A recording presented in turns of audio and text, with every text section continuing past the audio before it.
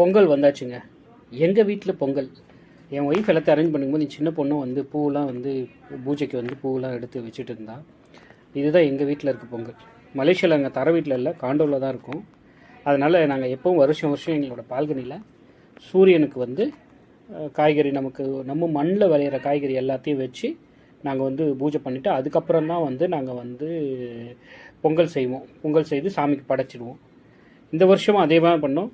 கரும்பு, இன்னொரு முக்கியமான விஷயம்னா மஞ்சளும் இஞ்சியும் வந்து நாங்கள் வீட்லேயே ஹார்வெஸ்ட் பண்ணிவிடுவோம். எங்கள் தொட்டியில் வச்சுருவோம். ஒரு 3 months முன்னாடி வச்சுருவோம். அதை தான் எடுத்து நாங்கள் யூஸ் பண்ணுவோம். பார்த்திங்கன்னா நம்ம வீட்டு பொங்கல் இப்படி தான், எல்லாம் காய்கறி பழங்கள் இருப்போம். பொங்கல் செஞ்சாச்சு, சாமிக்கும் படைச்சிட்டோம். சாமிக்கு படைச்சிட்டு இந்த ஆசாமிக்கும் சாப்பாடு வச்சுட்டாங்க. இதுதான் இன்றைக்கி பொங்கல். எங்கள் வீட்டில் இத்தனை வெரைட்டி கொடுத்தாங்க.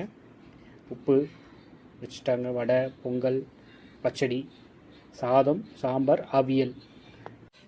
வயிறு முட்டை சாப்பிட்டாச்சு, ஒரு குட்டி தூக்கமும் போட்டாச்சுங்க. எல்லாருக்கும் happy Pongal. Enjoy your day. Bye. நிறைந்த உலகம் இருக்கு, இதுல உனக்கு கவலை எதுக்கு? புது இடமும் இருக்கு, வயதும் இருக்கு, காலம் இருக்கு, கண்ணீரதற்கு ஜாலிவர்.